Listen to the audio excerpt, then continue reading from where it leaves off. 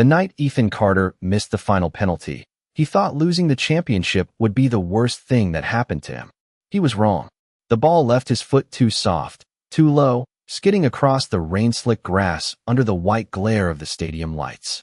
For one impossible second, the whole field seemed to hold its breath.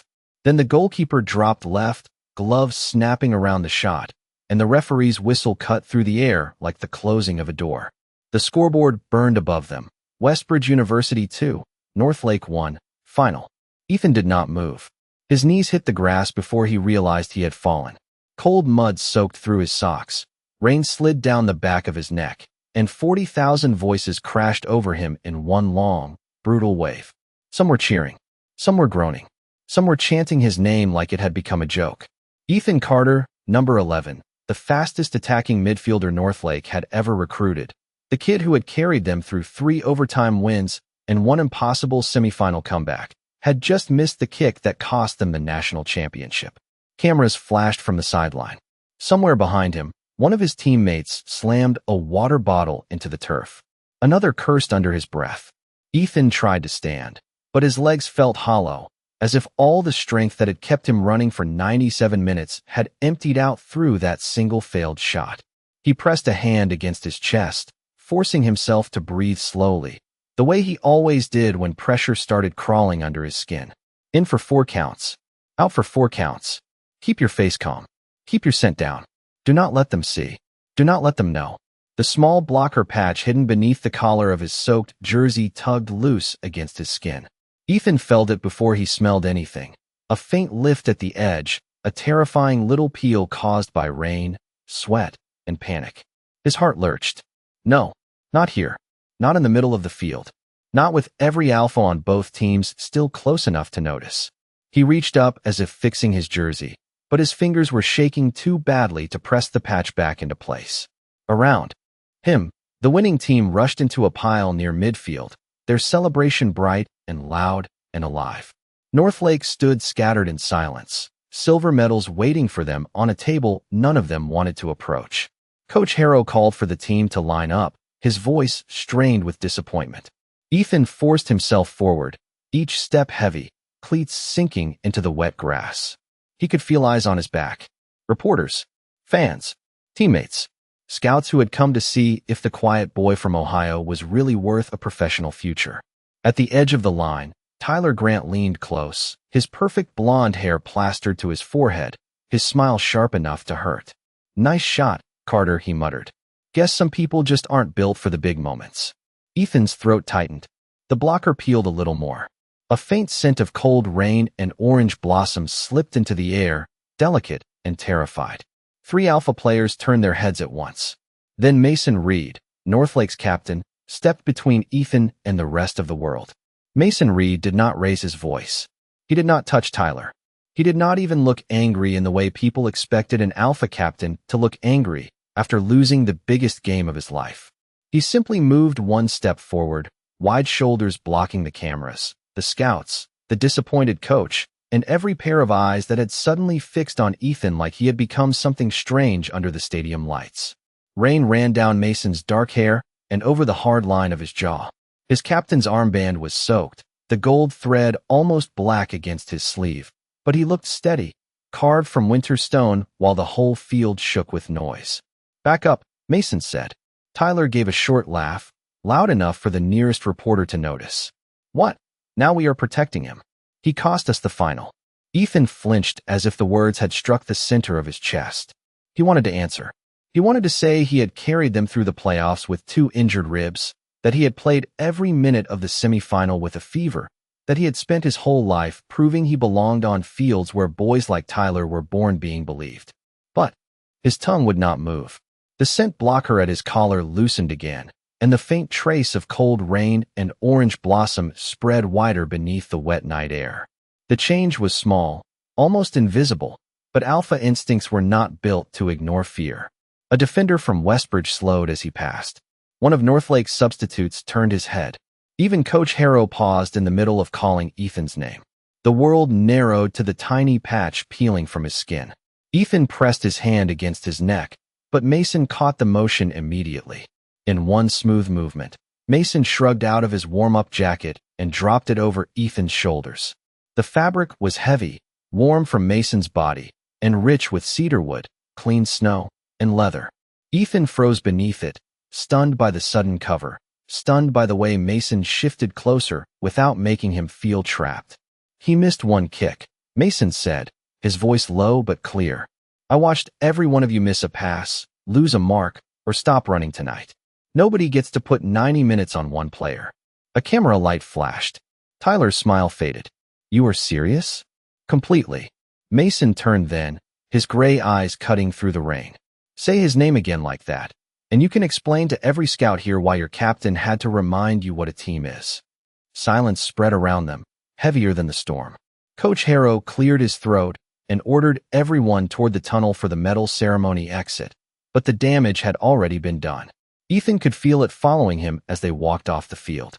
The whispers, the glances, the question forming in every alpha mind close enough to catch what the rain had failed to hide. By the time they reached the concrete tunnel beneath the stadium, the cheers from Westbridge had become a distant roar above them. Fluorescent lights buzzed overhead. Cleats scraped against the floor. Silver medals clinked against chests like tiny reminders of failure.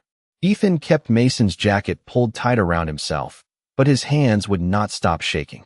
Tyler walked ahead with two other players, speaking in a low voice that was not low enough. Funny how Carter gets special. Treatment the second things go bad. Another player answered, leave it alone. Tyler snorted. Why? Everybody saw him fall apart. Ethan stopped walking. For one awful second, he thought his knees might give out again right there in the tunnel. Mason stopped with him. The team kept moving, but Mason stayed, close enough that his scent cut through the bleach, wet concrete, and sweat hanging in the air. Ethan, he said quietly, using his first name like it was something private. Look at me. Ethan stared at the floor. A drop of rain fell from his hair onto the concrete between his cleats. I cannot do this here, he whispered. Then we are not doing it here. Mason turned away from the locker room doors, away from the reporters gathering near the mixed zone, away from the team that had decided Ethan was easier to blame than the truth. He opened a side door marked athletic staff only and guided Ethan into the dim hallway beyond it, not with a grab, not with force, but with his presence beside him like a wall no one else could cross. The staff hallway was colder than the tunnel, quieter too, the kind of quiet that made every breath sound too loud. Ethan followed Mason past a row of locked equipment rooms, past a laundry cart filled with soaked towels, past the painted blue stripe on the wall that pointed toward the athletic training suite. Behind them, the stadium still thundered with celebration, but here it came through the concrete as a dull, distant vibration, like a storm trapped under the floor. Ethan kept both hands clenched in Mason's jacket, pulling it tighter around his shoulders until the zipper pressed against his chin. The cedarwood scent helped, but not enough. His own scent was still slipping free, soft and frightened, the hidden truth of him unraveling in a building full of alphas, coaches, cameras, and scouts. He had spent 4 years building his life on control. 6 a.m. conditioning runs before breakfast. Extra drills until his calves cramped. Ice baths that left his teeth chattering. Blockers changed every 6 hours, always in private, always with hands steady enough to fool the world. He had learned to smile when trainers called him undersized. He had learned to laugh when opponents said he played pretty, as if precision was weakness. He had learned to make himself useful, tireless, unbreakable. And one missed shot had cracked all of it open. Mason pushed open the door to the training room and held it there until Ethan stepped inside. The lights were off except for the small lamp above the treatment table, casting a pool of gold over white tape, ice packs, and folded towels. It smelled like antiseptic, clean cotton, and winter rain from their uniforms. Mason closed the door, then stood in front of it, not blocking Ethan in, but blocking the rest of the world out. Ethan sank onto the edge of the treatment table and finally pressed both hands to his collar. The blocker patch came away damp and useless, stuck to his fingers like proof of every lie he had told. His face went pale. You should leave, he said, his voice barely more than air. Mason did not move. No. Ethan gave a broken laugh that sounded nothing like humor. You do not understand. If coach finds out, I am done. If the league finds out I hid it on my medical forms, I am done. If Tyler tells the reporters what he smelled, every highlight from tonight becomes a joke before sunrise. Mason crossed the room slowly and stopped a few feet away, giving Ethan space while staying close enough to steady the room. I understand more than you think. Ethan looked up then. Rainwater clung to his lashes. How could you? Mason's jaw tightened, not with anger, but with something older and heavier. Because I knew. The words landed so softly that Ethan almost missed them. Then the room tilted. What? I knew you were an Omega, Mason said. Not tonight. Not because of the blocker. I knew during the first month of preseason. Ethan stared at him, numb with disbelief. Then why did you never say anything? Mason looked down at the wet floor between them, then back at Ethan with eyes the color of storm clouds over Lake Erie. Because every time someone tried to make you smaller, you ran harder. Because you were the only player on this team who stayed after practice until the field lights shut off. Because you never asked me to protect your secret, but everything about you was begging the world to let you keep one thing for yourself. Ethan's breath caught. For the first time since the whistle, the shame inside him loosened just enough to hurt. I missed, he whispered. Everyone misses. Not that kick. Mason's voice lowered. That kick did not erase who carried us there. Ethan looked at the ruined blocker in his hand, then at the captain's jacket wrapped around him like a promise he had not earned. Outside the room, footsteps passed in the hallway, then slowed. A shadow paused beneath the door. The shadow beneath the door did not move for 3 long seconds. Ethan held his breath so hard his lungs began to ache. Mason turned his head slightly, every part of him going still, not in fear, but in the quiet, controlled way he became before taking a free kick in a packed stadium. A soft knock followed. Not loud, not angry, almost polite. Reed. Coach Harrow called from the hallway, his voice muffled by the door. Open up. We need Carter in the locker room. Press wants 2 players, and the athletic director is asking questions. Ethan's fingers closed around the ruined blocker in his palm. The tiny patch folded in half, useless and damp, and his stomach sank. Mason looked back at him, his expression unreadable except for the slight narrowing of his gray eyes. Stay seated, he said quietly. Then he opened the door only halfway, keeping his body in the gap like a locked gate. Coach Harrow stood outside in his rain jacket, face tight with frustration, a silver medal hanging crooked against his chest. Behind him, Tyler Grant leaned against the wall with his arms crossed, too casual, too pleased. The hallway light caught on the edge of Tyler's phone, screen dark against his palm. Ethan saw it and felt cold spread through him. Tyler had followed them. Maybe he had heard enough. Maybe he had smelled enough. Maybe tomorrow morning, before Ethan could explain anything, the whole country would decide who he was from a 10-second clip and a rumor whispered by a teammate who had always hated being second. Carter, Coach said, trying to look past Mason. You need to pull yourself together. I know this is hard, but walking off makes this look worse. Mason did not step aside. He is not going to press. Tyler laughed under his breath. Of course he is not. That would require answering questions. Ethan rose before he meant to. The treatment table paper crinkled beneath his hand. Shame pushed him upward, even when his legs still felt weak. I can go, he said, though his voice betrayed him. I can answer whatever they want. Mason turned just enough to look at him. No, you cannot. It should have sounded harsh. It did not. It sounded like someone seeing the truth Ethan was too exhausted to admit. Coach Harrow sighed, dragging one hand over his wet face. Mason, this is not your call. Then make it yours, Mason said. Look at him, Coach. The room went quiet. For the first time, Coach Harrow actually looked past the missed penalty, past the scoreboard, past the silver medal and the donors waiting upstairs. He looked at Ethan's pale face, his shaking hands, the oversized jacket drowning his shoulders, the way he was standing only because pride had tied strings to his bones and forced him upright. Something in the older man's expression shifted, not enough to fix anything, but enough to slow him down. Tyler noticed it too, and his mouth flattened. This is unbelievable, Tyler said. He falls apart, disappears with you, and everybody acts like he is the victim. Mason faced him fully now. You are done talking. Tyler lifted his phone slightly, not recording yet, just letting them see it. Maybe people deserve to know what really happened tonight. Ethan felt the words like the floor opening beneath him. His scent flickered again, frightened and thin.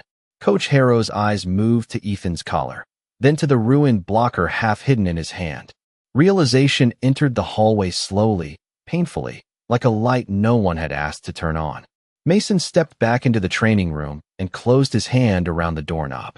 His voice was calm, but it left no space for argument. "Coach, clear the hallway. Now." Tyler's smile returned, small and sharp. "Why?" "Afraid the scouts will find out your favorite midfielder lied to everyone."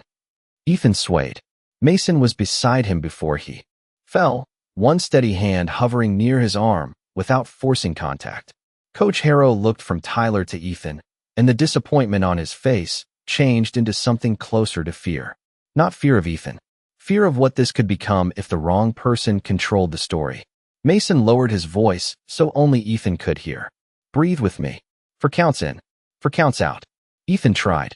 Outside the door, Tyler's footsteps finally moved away, slow and satisfied. Then his voice drifted back through the hall, soft enough to be dangerous. "See you online, Carter." Coach Harrow moved faster than Ethan expected. The hesitation left his face, replaced by the hard, practical focus of a man who suddenly understood that a lost game was no longer the worst problem in the building. He stepped into the hallway and raised his voice just enough for the staff nearby to hear. "Clear this corridor. No players, no media, no phones. Now." The order sent movement through the concrete passage like wind through dry leaves. Trainers looked up from carts. A graduate assistant hurried toward the locker room.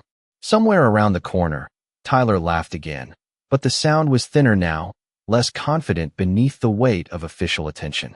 Ethan should have felt relief. Instead, the room seemed to tilt farther.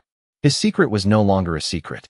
It had passed from his skin into the air, from the air into Mason's silence, from Mason's silence into Coach Harrow's eyes. By morning, maybe sooner, it would belong to everybody. He pictured headlines forming above pictures of him kneeling in the rain. He pictured comment sections full of strangers deciding that his body explained his failure. He pictured scouts quietly removing his name from lists he had spent his whole life trying to reach. "I need to go," he whispered. Mason was still beside him, steady as a goalpost in a storm. "Where?" "Anywhere that is not here." Coach Harrow came back inside and closed the door behind him.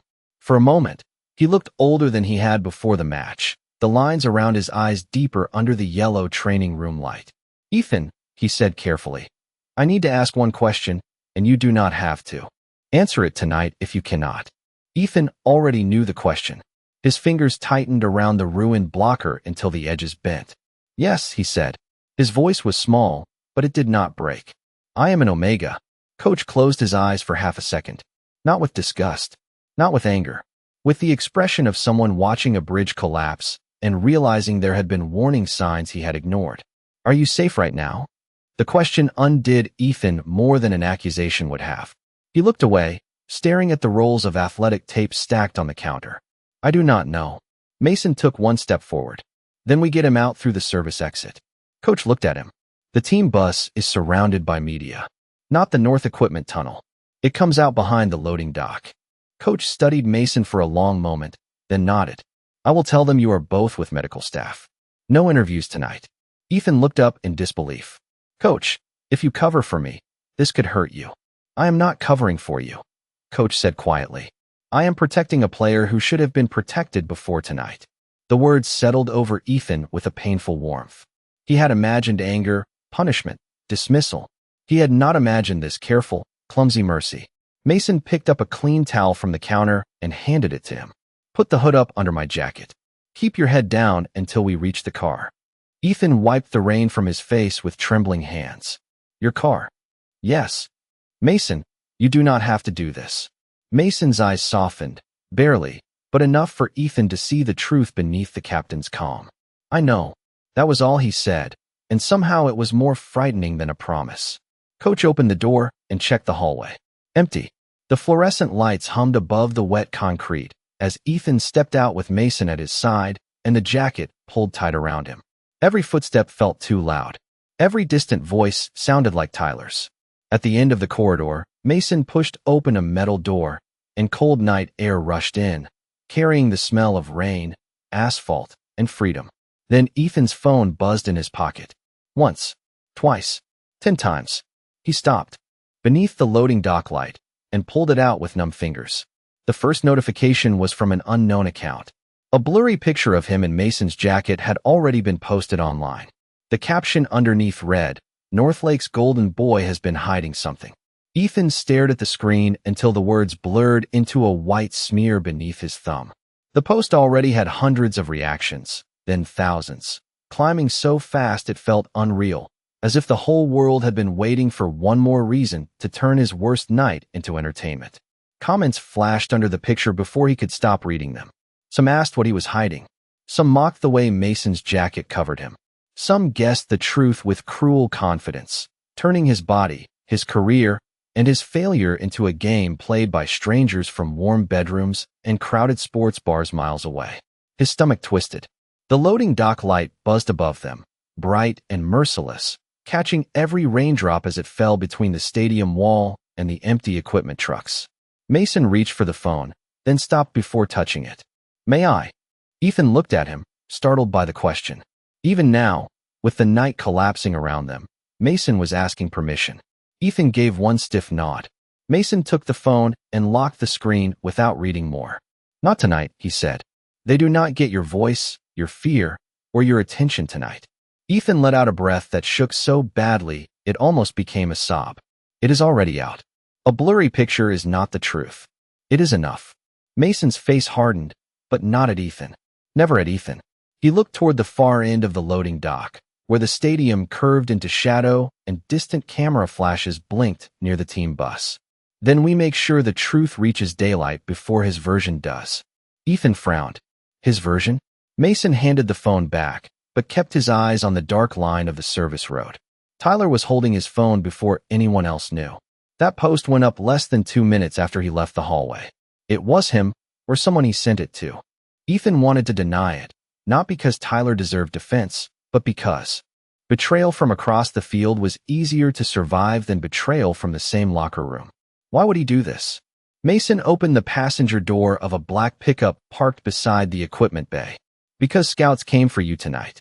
Ethan froze with one hand on the door frame. Rain tapped against the truck roof in quick silver beats. "What?" Mason looked at him over the open door. "Chicago, Columbus. 2 development clubs from the West Coast. They asked about you after the semifinal." Tyler knew. The world shifted again, quieter this time, but deeper. Ethan had thought Tyler's resentment was about the missed kick, about frustration, about the easy cruelty of disappointment. He had not known it had started before the final whistle, before the penalty, before Ethan had even stepped onto the wet grass believing one clean shot could change his life. He climbed into the truck, pulling Mason's jacket around himself as the leather seat chilled the backs of his legs through his soaked uniform. Mason got in on the driver's side and started the engine, but he did not pull away immediately. The dashboard lights painted his face in soft blue, turning the captain who had always seemed untouchable into someone painfully human. "Listen to me," Mason said. "You are not going back to the dorms tonight. There will be reporters, students, maybe people filming for attention. I have an apartment off campus, 6 miles from here. You can take the guest room. Door locks from the inside. I will sleep on the couch." Ethan should have argued. He should have said it was too much, too strange, too dangerous for Mason's name to be attached to his when the internet was already hungry. Instead, he looked through the windshield at the stadium lights fading behind curtains of rain and realized he was too tired to pretend he did not need one safe place. "Why are you doing all this?" he asked. Mason put the truck in drive, his hands steady on the wheel.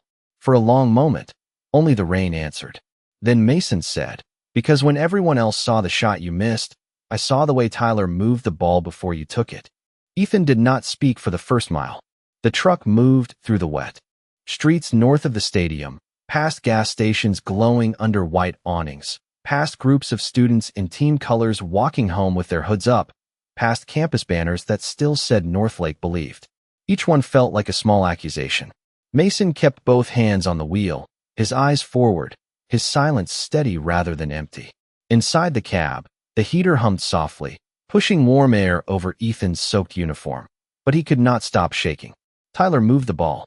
The sentence kept repeating in his head, too sharp to hold and too impossible to release. "You saw him?" Ethan finally asked, his voice rough from rain and panic. Mason nodded once. Not clearly enough in the moment. Everyone was crowding the box. The referee was backing people away. Tyler walked past like he was saying something to you. Then his foot brushed the ball. Ethan swallowed. He remembered Tyler leaning in before the kick, remembered the blonde alpha's low voice beneath the roar of the stadium. Do not choke, Carter. Everybody is watching. Ethan had thought the words were the reason his chest tightened. He had not looked down again after placing the ball. He had trusted the spot. He had trusted the field. He had trusted his team. Mason turned onto a quiet residential street lined with maple trees and brick apartment buildings. The grass near the penalty mark was torn up from the second half, he continued. If the ball rolled even an inch left, your plant foot would hit the soft patch. Ethan closed his eyes. He could still feel it now, the tiny slip under his left cleat, the way his balance shifted at the last second, the way his shot lost power before it even left him. All night, he had called it weakness. All night, everyone else had too. Mason pulled into a small parking lot behind a 3-story building 6 miles from campus, just as he had said. No reporters waited there. No flashing cameras. Only rain tapping on parked cars and yellow porch lights reflecting in puddles. Ethan expected Mason to rush him inside, but Mason stopped the engine and sat still. I need you to hear something before we go in, he said. Ethan looked at him. What? Even if Tyler had done nothing, you would not deserve what happened tonight. The words were simple. Too simple. Ethan almost rejected them because they did not fit the life he had lived. In his life, one mistake was always evidence. One stumble meant omegas were fragile. One bad game meant he had tricked everyone by surviving the good ones.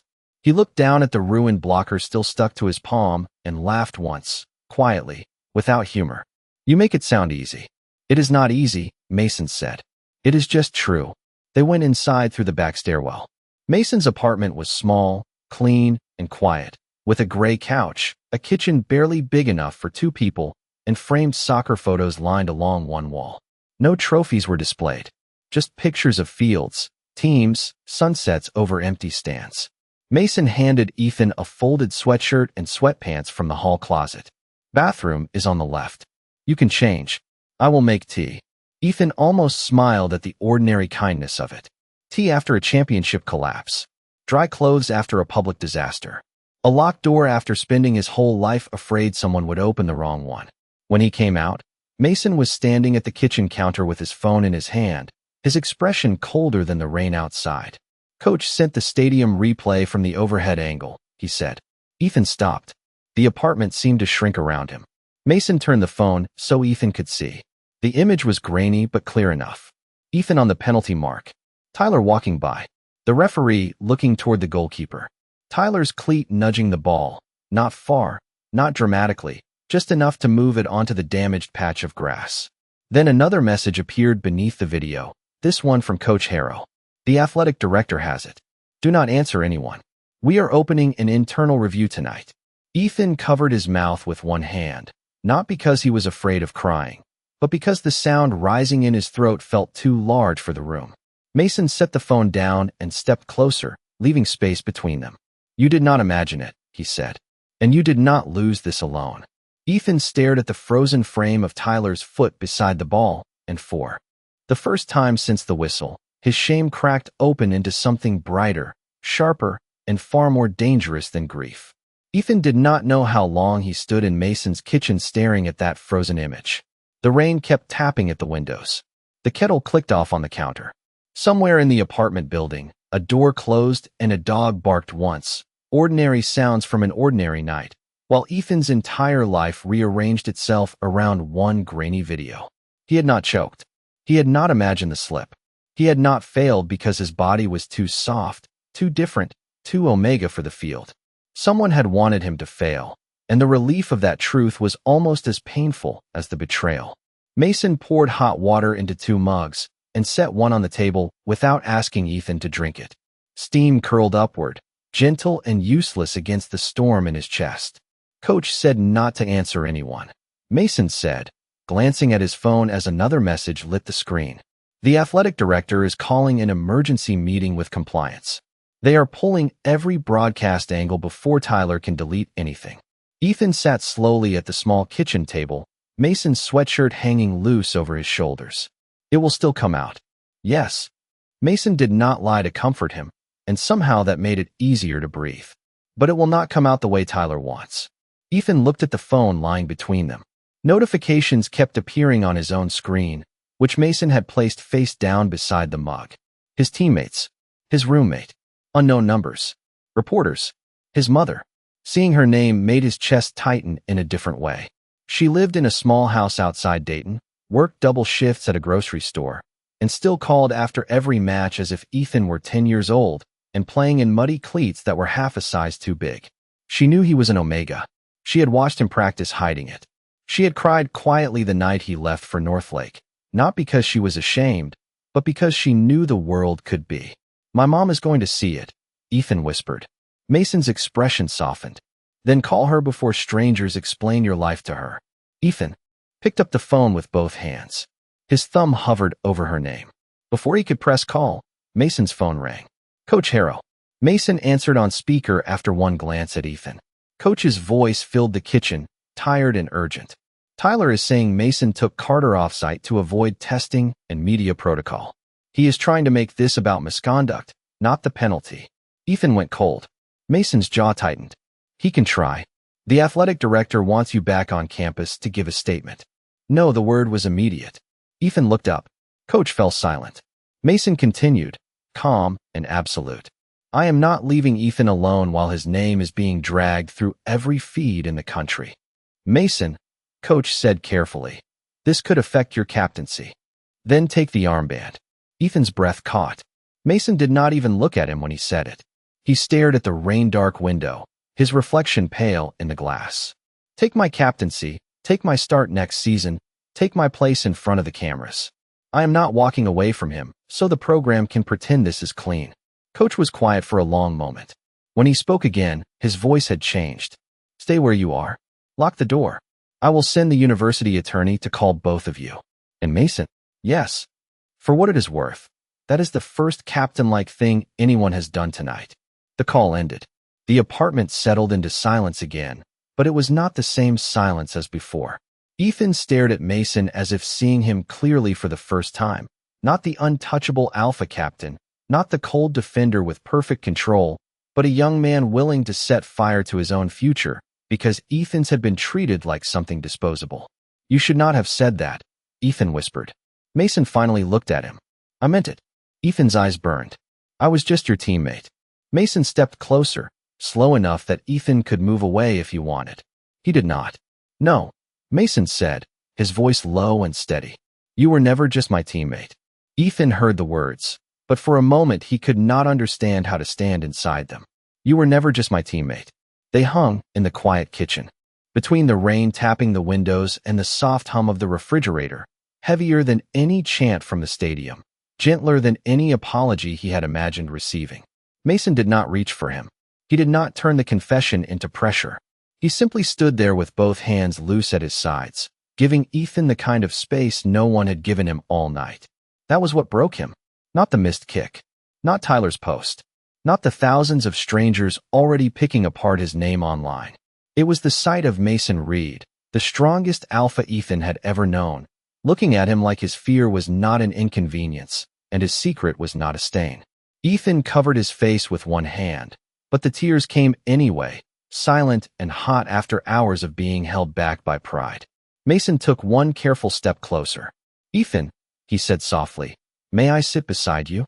Ethan nodded. Mason pulled out the chair next to him, leaving a few inches between them at the small table. The distance was careful, but his presence was warm, steady, a quiet wall against the night outside. Ethan wiped his face with the sleeve of Mason's sweatshirt and gave a shaky laugh. "This is not how I thought tonight would go." Mason looked at the untouched mugs of tea, the phones lighting up, the rain-smeared window, and the borrowed clothes hanging too loose on Ethan's frame. No one plans for the worst night of their life to tell the truth for them. Ethan looked down at his hands. The ruined blocker was still there, flattened in his palm, no longer a shield, just a small piece of damp adhesive that had failed at the exact moment he needed it most. Slowly, he placed it on the table between them. "I hated this thing," he whispered, "and I needed it." Mason's gaze lowered to the blocker.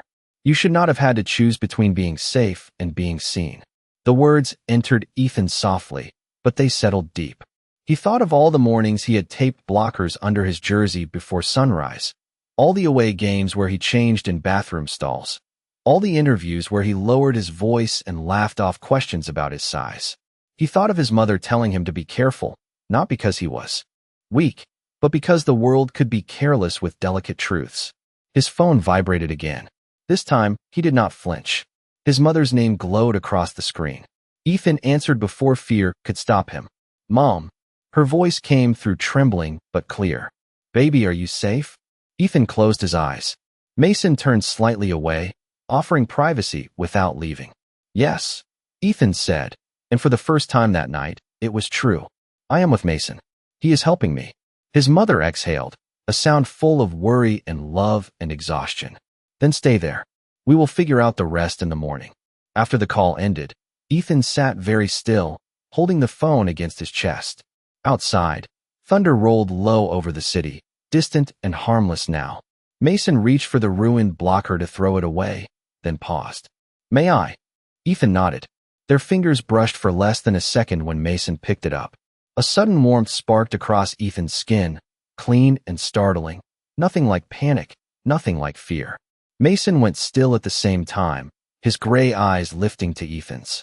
The air between them changed, quiet but bright, as if some hidden part of the world had opened one eye. Ethan's breath caught. Mason's voice dropped to a whisper. "Tell me you felt that too." Ethan looked at him, heart pounding for an entirely new reason. "I did." Mason set the broken blocker aside like it belonged to a life Ethan had already begun to leave behind. Then, from somewhere outside in the storm, sirens passed on a distant street, and Ethan realized the night was not ending. It was becoming something else.